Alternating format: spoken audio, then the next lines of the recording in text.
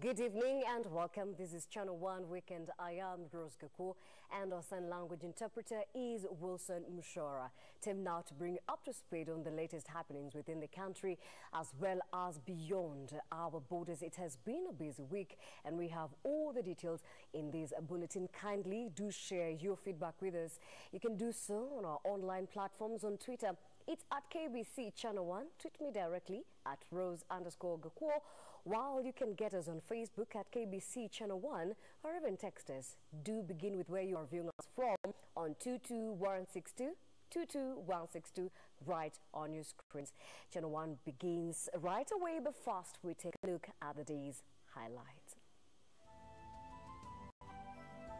Toa part and parcel of your CSR, your community work, at least 10% of it dedicated to the environment, help in planting seedlings that can be distributed to Kenyans across the country. Rallying the nation to a common cause, President Uhuru Kenyatta leads Kenyans to National Tree Planting Day, warning that the country was facing the effects of climate change. Solidarity forever. The Solidarity Songs continues. Talks between stake-striking lecturers in public universities, vice-chancellors collapse.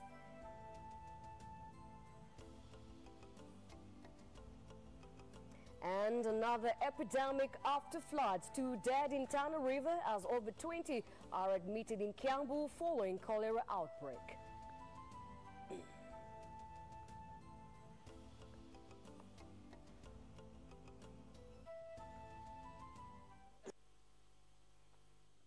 Welcome back and thank you so much for joining us. Channel 1 Weekend, the Saturday edition begins now. President Uhuru Kenyatta has launched the National Tree Planting Campaign aimed at restoring Kenya's forest cover.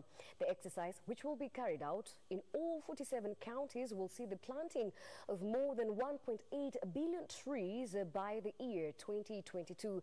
Kenya is aiming to increase its national forest cover from the current paltry 7% to the constitutionally recommended 10%. On Saturday, the president led from the front as he marshaled a section of Kenyans in a cleanup exercise in Nairobi. The president sounding a warning to enemies of environmental conservation that there will be no let-up in efforts to ensure a clean and sustainable environment. Lazima tulinde mazingara yetu na ndio tuhakikishe ya kwamba hizi jangwa zinatukuta mara kwa mara tumeweza kuzisimamisha. Mtaungana na rais tusafishe Nairobi na tupande miti tuwe na mazingira Kenya.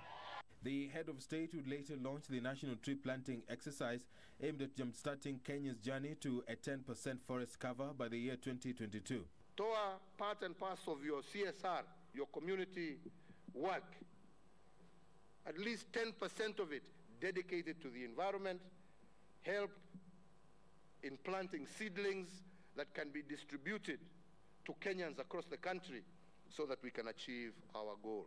The drive, christened Panda Miti Penda Kenya, comes weeks after a serious indictment of forest officers accused of colluding with loggers to rob Kenya of its vital forest cover.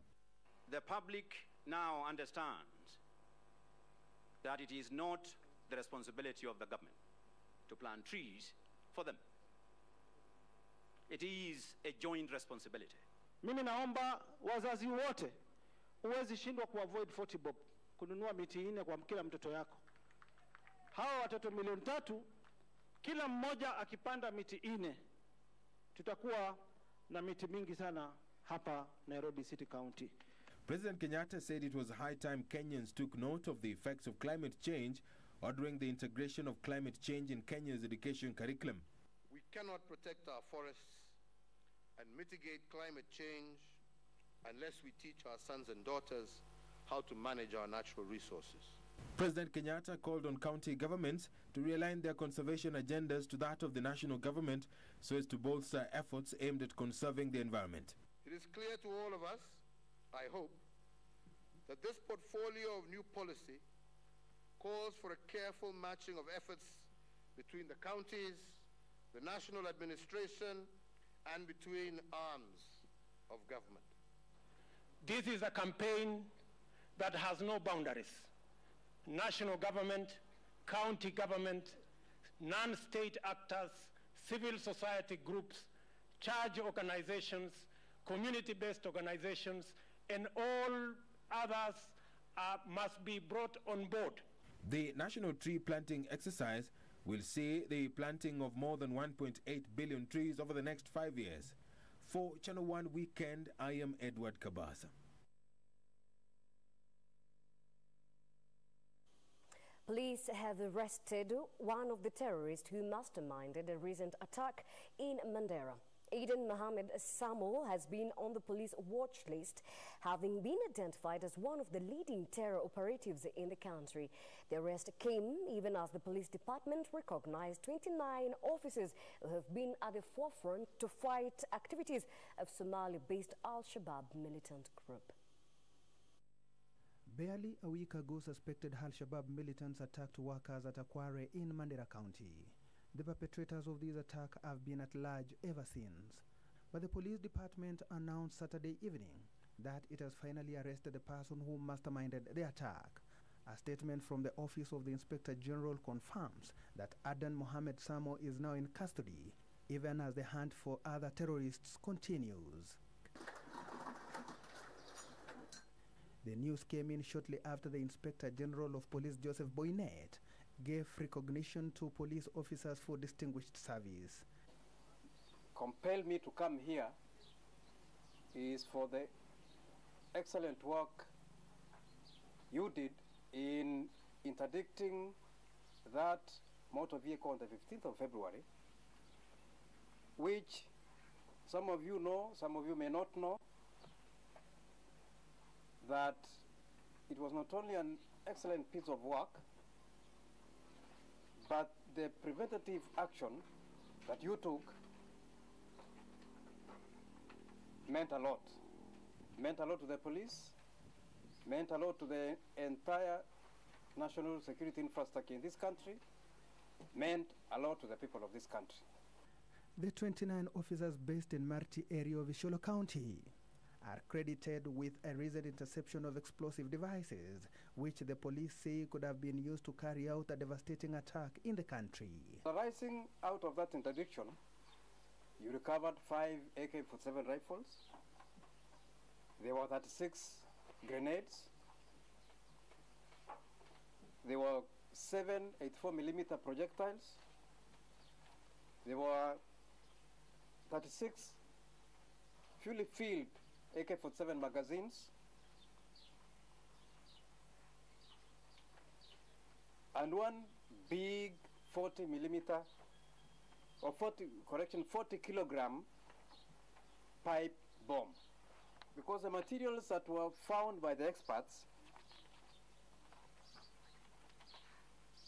in that VBID, that is vehicle-borne improvised explosive device, the potential of totally devastating anything within the radius of 50 meters. Total devastation. Eric Biegon reporting for Channel 1 News. The difference between Nairobi Governor Mike Sonko and Environment Cabinet Secretary Keriako Tobiko played out in an event officiated by President Uhuru Kenyatta. It all started when Tobiko invited Deputy President William Ruto to address the meeting, a move that irked Sonko, who saw that he was being overlooked by the Cabinet Secretary. Sonko then rushed to grab the microphone, saying he will not watch as he's being undermined.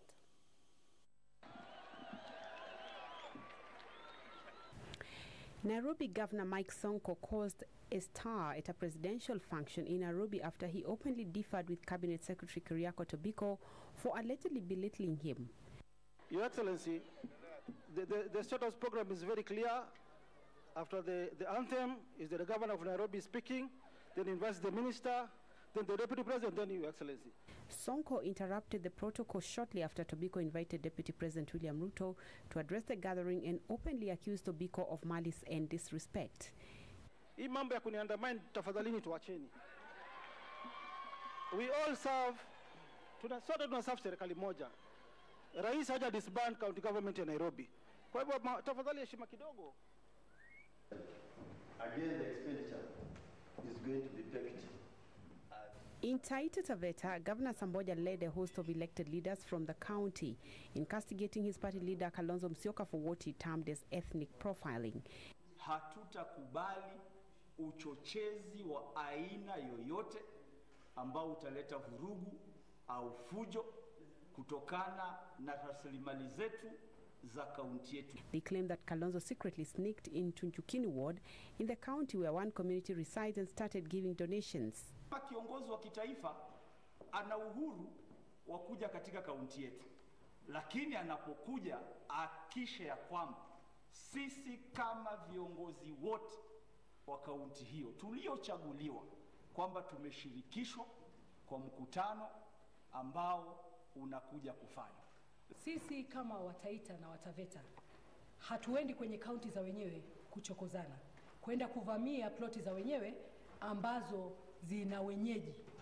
Tunaomba kuwa tuheshimike, na ningependa kumwambia aliyekuwa makamu wa rais hapa nchini Kenya ya kwamba heshima si utumwa. Heshima ya viongozi wa kaunti yetu ya Taita Taveta lazima iwepo. Yeyote anataka kuja Taita anajua, na Taveta anajua kuna viongozi. In Pokot, a section of leaders from the area have pledged their support for Deputy President William Ruto's 2022 candidature. Led by Sigor Member of Parliament Peter Lochakapong, the leaders said the unity between President Uhuru Kenyatta and his deputy was beyond political interest, and as such, attempts to water down the 2013 agreement would collapse big time. We actually believe we know one thing, that 2022, our leader is William Samoei Ruto as the next president of Kenya. That is no question. Anybody bringing some shenanigans here, you let us amend the constitution to create something, or let's see this. Mawazo ya Wakenya wengi si kitu ambayo unaweza elezwa. Kila mtu, hata ukiuliza nani, hata mtoto nani atakuwa president 2022, atakwambia ni William Ruto. Mheshimiwa William Ruto. Hakuna kitu kingine. The leaders equally joined the anti-referendum chorus, saying the proposed changes were of no benefit to the common man. Wakati wake si sasa. So waje tufanye maneno ya maendeleo, tufike 2022 tupige kura moja, hatutaki kura nyingine hapa katikati.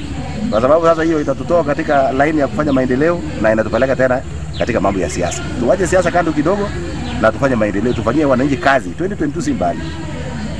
Anybody who is proposing or spearheading or sponsoring any amendment of the constitution is undermining the aspirations of the Deputy President of Jubilee for 2022. That is our interpretation. Meanwhile, NASA co-principal and Food Kenya Party leader Moses Wetangula has accused leaders agitating for a referendum, terming them as hypocrites and selfish. Wetangula urged Kenyans to be wary of greedy leaders bent on creating positions for themselves at the expense of the poor millions. Our party will, however, resist any attempts to engineer a referendum that appears to create and insulate interests of individuals and families. Our party wants to see a united Kenya. Our party needs to see the expansion of the restrictive structures in the current constitution.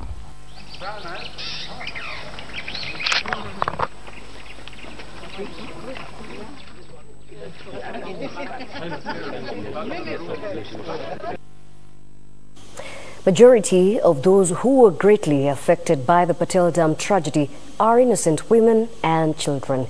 Sadly, hundreds of survivors putting up in Solai camp are children who do not know the whereabouts of their parents, even as fears grow that they might have been swept away by the fast-running waters from the dam. And as Eric Begon now reports, scores of children in Solai area Nakuru are haunted and staring at a life without parents. Events of Wednesday, 9th of May will forever remain in the mind of Susan Ebachi. On this day, some friends from the neighborhood had visited her mother. They were going to share a meal together. But things will take a tragic turn shortly after. Tulikuwa tunakaa chini tukipika. Mamangu nilikuwa kwa jikoni. Mamangu alikuwa pale, sasa tunakaa, walikuwa 5. Sisi tukasikia nini, tunadhani ni mvua. Mamangu akaniambia nitoe ndoo nje. The 12-year-old Susan painfully narrates what she witnessed that horrific night and how she managed to survive the killer waters. Kutoa nje watu, tukasikia manduru ikikuja. Tukatoka nje, tukaona watu wakipotea, tukatoroka. Tukaenda kwa nyumba ingine, tukapanda miti. Watu wengine wakakuja kupiga nduru, wakasema mshukeni itakata miti. Tukaondoka, tukaenda huko juu kwa Patel. The only time she was to see her mother alive was that evening. As it later emerged, she had been swept away by the raging waters, together with one of her friends. Mamangu na mzee mwingine mjirani wakateremka hivi chini na maji ilikuwa inakuja hivi. Wakapatwa na sisi tulikuwa huko juu, wakapatwa na maji wakaenda. Walikufa. Huyo jirani alikuwa kiwete na mamangu walikuwa wanatorokea maji. Wakakutwa na maji wakaenda. A number of those who sought refuge in high grounds together with Susan were not so lucky. Tulikuwa wengi wao saidia chini huko Nyakenywa, Endao na hiyo naji hapa hivi. Na wengine wakabebwa. Si tukapotea huko juu. Ndio tukalala, asubuhi tukakuja. Tukasikia watu wamekufa. Wengine wakosi. Luckily, her sister, who was asleep when Patel Dam burst its banks, survived. Kwa muka asubuhi tukakuta msichana wetu alienda na maji, akarogoto jioni, sakosi. She is in this camp which hosts survivors of the tragedy. Just like it is for Susan, a good number of children here do not know the whereabouts of their parents or what became of them after Wednesday night incident. What they know, however, is that they do not have a home to go back to. Women and children were the most affected by the tragedy. It turned their lives into a nightmare. Eric Biegon, Channel 1, Solai, Nakuru. Well, and of course, following that Patel Dam tragedy, the government has put in place a measure of actions to address that matter. And of course, the latest one being a call for an audit in all the dams, most of them in private ranches. There's a story right on that by our reporter Emily K. Bade. Will be airing that right here after this break.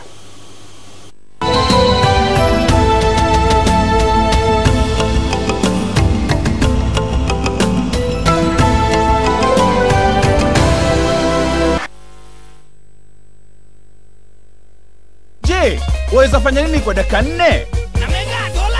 Unaweza piga chef? Na mega dola. Kila kitu ni mega. Waweza pika ugali? Na mega dola. Pesa hapa ni mega.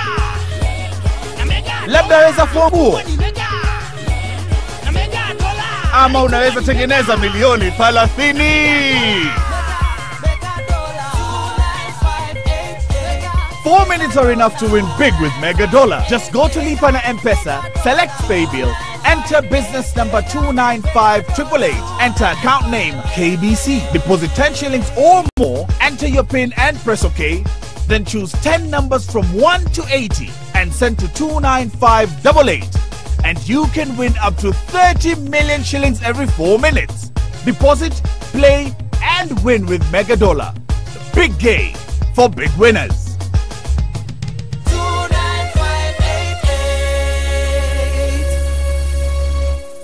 You can give me the gun or give me back the money. And I'm really hoping for the money. Give me the keys! Come on, hurry up! Okay. Get down! No, please, don't look at me. Sooner or later, you gotta find out what it is really like to be black. I told you he doesn't drink. Wait!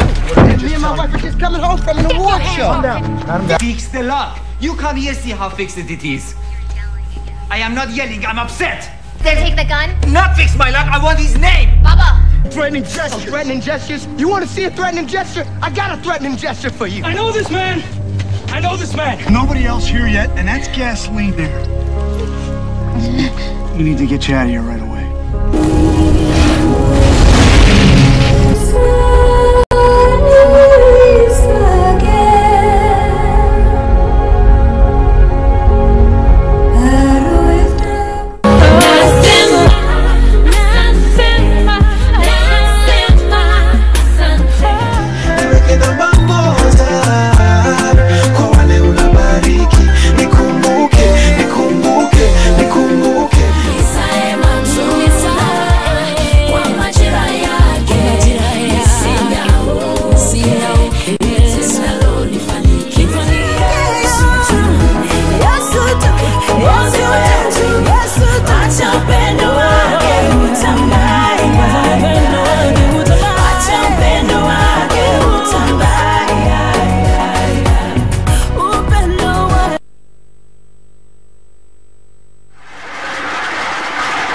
The unrelenting widows of Migori, the dangerous caves the miners have to contend with.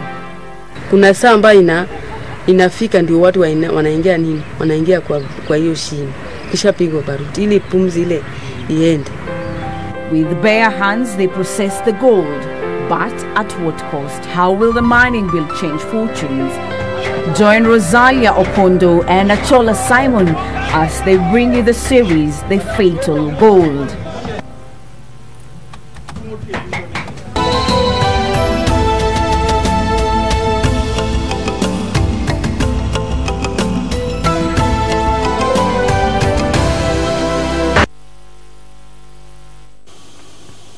Welcome back and thank you so much for your company this is Channel 1 Weekend, the Saturday's edition. Let's proceed. The National Environment Management Authority has ordered an immediate audit of all the dams in the country, most of which are located in private ranches. The authority wants owners of the dams to give status reports in 7 days before any action is taken. The order came following the collapse of the Patel Dam in Nakuru, which claimed over 40 lives. Following the Solai Dam tragedy, the National Environment Management Authority has ordered an immediate audit of all the dams in private ranches. We have a directive from our headquarters that we must inspect all the dams to ensure their structural viability so as to evade any environmental disaster like what happened in Nakuru. NEMA says it has opted to do quick assessment on the dams as some of them are not up to standard. Yesterday we had a county steering committee led by the County Commissioner's Office, which was organized by the National Disaster Management Authority. We were preparing ourselves for any disaster. This morning we have written letters to all ranches, to all conservancies, to all government agencies and the farms in Laikipia who have dams. The owners of the dams are required to comply with the 7 days notice, and those who fail to do so will have their dams drained. We want a report in 7 days of the structural viability of all the dams. We have even asked the Water Resource Authority to tell us any dam which is in danger of collapsing. We don't want to have any calamities or casualties within the country. There are some which we are getting some reports that they could have filled by now, especially around the Ilipulei. That's an area that we need to focus on. 2 years ago, 6 dams at Wamura in Laikipia East broke their banks, killing 3 people almost in a similar pattern with the Solai Dam. For Channel 1 Weekend, I'm Emily K. Bade. Two people have been reported dead in flood-prone Tana River County in what is believed to be a cholera outbreak. 3 patients are still admitted at Madogo Health Center, while 4 have been treated and discharged. In Kiambu County, over 20 patients are also fighting for their lives after taking contaminated food and water in Githurai 44. 2 people have been reported dead in Tana River County in what is believed to be a cholera outbreak. The Kenya Red Cross coordinator for Tana River County, Gerald Bombe, says the situation could get worse due to poor hygiene in camps of those evacuated from flood-prone areas. Everything is under control. But here we are also guarding against now the cholera outbreak in the camps, taking into account kwamba most of these areas hazina proper toilet facilities, sanitation. Hata hii kambi ukipita hapo chini utaona watoto wakioga na nini, watu wengine wanafanya vitu zingine hapo mbaya mbaya. But we are also fearing that something might happen in terms of maybe even drownings, because wazazi wameachilia watoto waoge katika hizo vidimbwi ambayo ni hatari. Bombe said Kenya Red Cross is working closely with the Department of Public Health to ensure hygiene standards are maintained in the 5 camps in the county. So far hygiene ndio kitu tunaogopea sana, kwa sababu tumezunguka na watu wa public health tukaona hali ya hygiene si mzuri sana. Kwa hivyo saa hii volunteer wale tuko nao wameungana na watu wa public health. They are going to take charge of around 90 households. A volunteer akishirikiana na CHV pamoja na headmen ili kuhakikisha kwamba hali ya usafi na hali ingine imeweza kudhibitiwa vilivyo. Meanwhile, over 20 patients are fighting for their lives in Kiambu Referral Hospital, suffering from cholera-like symptoms after taking contaminated food and water in hotels located in Githurai 44. Hiyo maji ni kama imechanganyikiwa na sewage hivi, sababu vile nilikunywa maji glasi moja, nisikia harufu nyingine hapo ndio tumbo yaanza kunisumbua. Nenda kwa hoteli nikakula chapo na chai, shida ikaanza hapo. Nikifika nyumbani hata kusimama ilikuwa shida. Hiyo usiku yote nililala nje, nikihala kabisa na kutabika. The nurse in charge of the facility, Janet Nyawira, said most patients received at the hospital had cholera-like symptoms. So far we have received now over 20 confirmed cases of cholera. We are still receiving more from casualty, and there have been reported a lot of them. They are from Githurai and one from nearby. She urged public health surveillance to inspect all hotels and the water system in the affected area. Now we are now involving the public health officers now to come and now direct them what to do and what to avoid for such a reoccurrence not to reoccur again. For Channel 1 Weekend, I'm Emily K. Bade. The crisis facing public universities has deepened after negotiations between the University Academic Staff Union WASU and the Inter-Public University Council Consultative Forum IPUCCF collapsed. WASU accused the council of lacking goodwill in addressing the controversy surrounding the 2017-2021 collective bargaining agreement and is calling on the Ministry of Labour to intervene and end the strike that has paralyzed learning in public academic institutions for 2 months now. Solidarity forever, solidarity forever. The lecturer strike is far from over if recent developments are anything to go by. Solidarity forever, solidarity forever. The public universities dons led by the Academic University Staff Union WASU have accused the Inter-Public Universities Council Consultative Forum IPUCCF of pouring cold water on the advanced negotiations with the government and other stakeholders. This particular counter offer is being hidden under the table. Ask the vice chancellors why. Do they want the strike to continue? The answer is yes.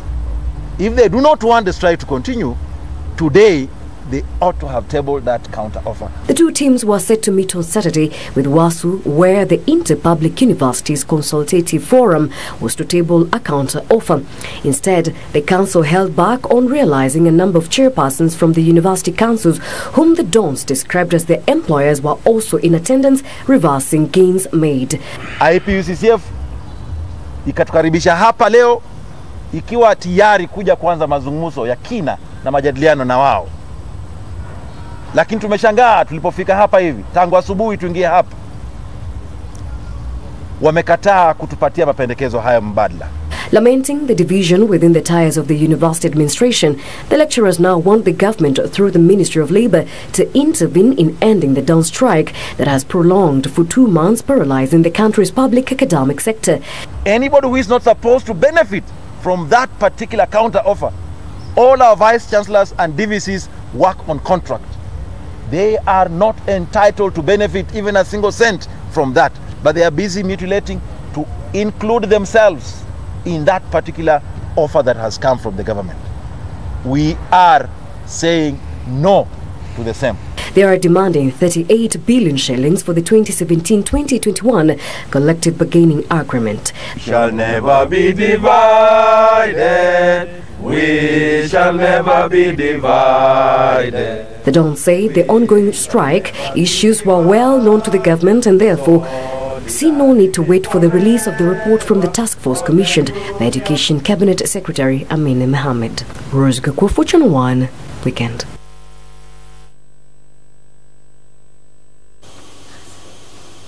Well, thank you so much for keeping us company. We take our very fast break, after which sports news is up next with Richard Munga, and lined up is also a sports interview you don't want to miss out. Of course, a lot has been said about doping in the country and what needs to be done in the sector.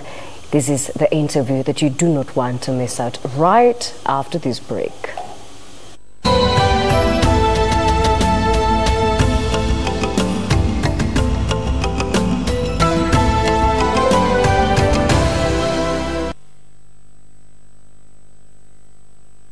Every 4 minutes is a chance for you to win big with Mega Dollar. Just go to Lipa na M-Pesa, enter paybill number 295888, account name KBC, and amount from 10 shillings or more. Then select your 10 numbers from 1 to 80 and send to 29